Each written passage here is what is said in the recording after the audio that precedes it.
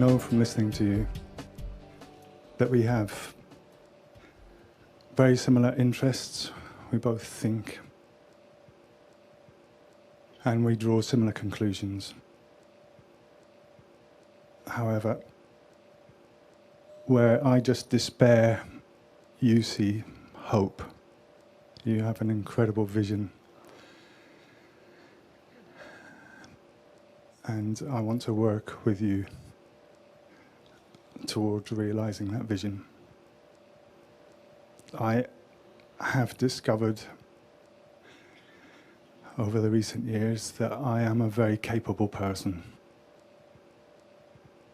And I am a spectacular underachiever. And I know all that can change from this moment. Thank you. I mean, so many things that do happen. I mean, one thing that you said, it's like,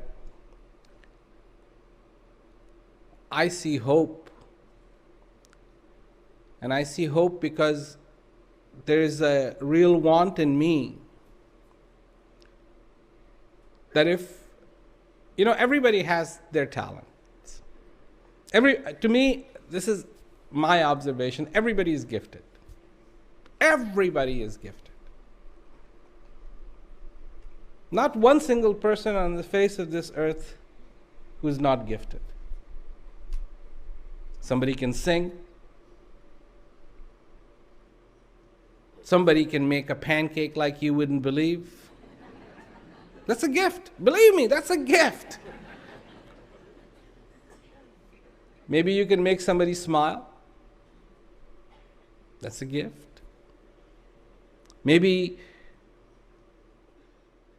you are a wonderful companion. That's a gift. Maybe you're a wonderful friend. That's a gift. And so to me, every person has a gift. And I have a gift. I can open my mouth and touch the hearts. And so that's what I want to do. Have you ever seen water flow? Especially in a dry creek or something like that, when the water starts to come. It just seeks out wherever it can flow. That's what it's interested in. And it'll go one way, and if that's not happening, it'll just turn and it'll go the other way, and it'll go the other way, it'll go the other way, go, till it's got the flow. And it's the same way. When your understanding is clear, this is what has to happen. That vision has to be very clear. What needs to happen.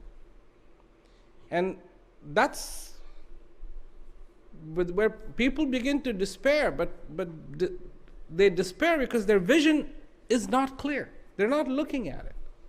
People come to me and they bring problems. And that's like one of the things that happens literally every day. And I have to look at that and go, that's not a problem. That is not a problem.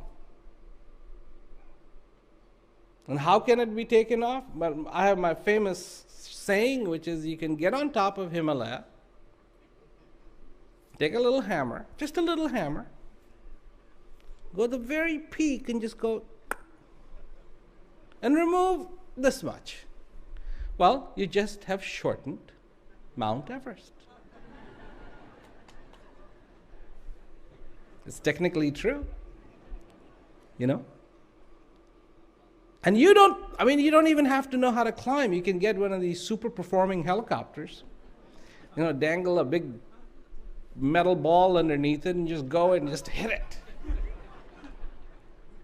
And you have begun the processes.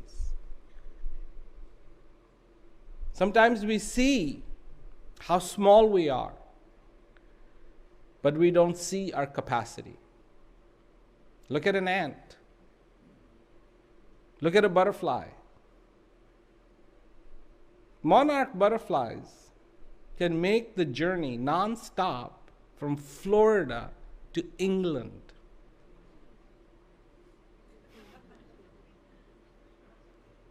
I mean, talk about capability. I mean, here are pilots, and they've got their GPS, and they've got their navigation system, and they got their super jets, and they get lost. And here comes this little butterfly. England, hello. I mean, absolutely amazing. Absolutely amazing. You look at the ants, and especially where there's bricks or tile work and it's just filled with sand. I mean, what did it take man to get that done? Oh, it took a truck to bring the sand that had to be packaged, and all of this stuff, and then got there, and a trowel, and put it in, and smooth it out, and a broom to then clean it out, and here come the ants, and dig it all up.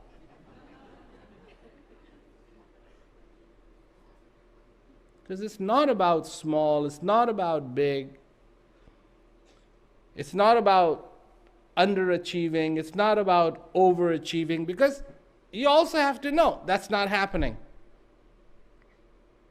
So, really, don't make the excuses of underachiever and this and that, and you see desperation, I see hope. No. What I see, you can see too. What I feel, you can feel too. What I understand, you can understand too. And I see people coming. And you can just see that, okay, you're not going to see them next time. But if there is a fullness, then the attention doesn't go there. The attention isn't on the emptiness. The attention is on the fullness. And if it is filled with that clarity, with that divinity, with that beauty, with that simplicity, what else is there? Because that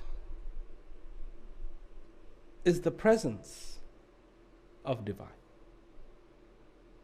That is the presence. Clarity is the presence of the divine. Peace is the presence of divine. The joy is the presence of the divine. Things,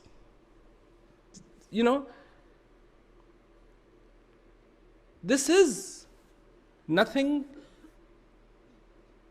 but this sheet that you have cloaked on. There is something that is immortal. This is the union. Your existence here is the union of the divine, and I've said this many times. And it's the only place, only time that it happens, that the infinite and the finite have foregone the rules, and the two have come together. The basics of all rules have been broken. That's your existence. And always it would be, and so it is, that divine will encompass everything.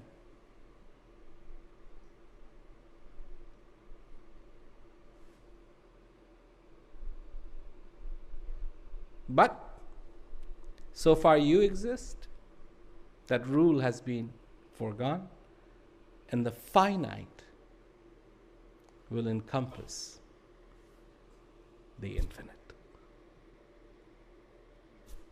So you breathe, so you talk, so you think, so you can feel.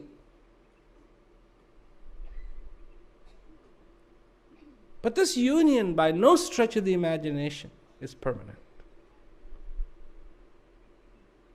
This is a coming together of all these different elements have come together. What are you? 70% water. 70% water.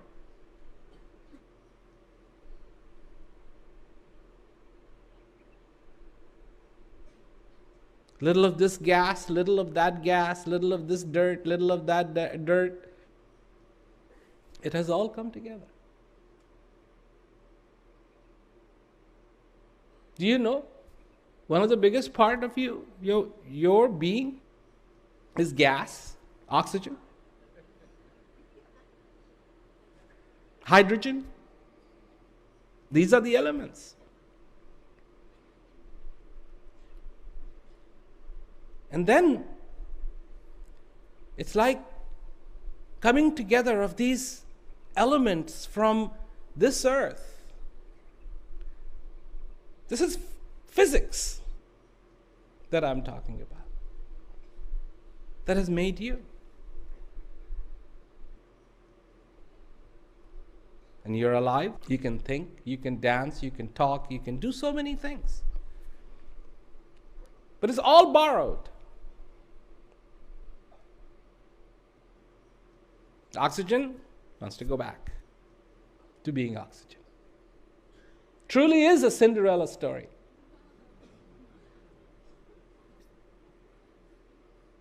Truly is the Cinderella story. Midnight will strike. And when it does, no more a chariot, but a pumpkin. So, you're very fortunate. Very fortunate.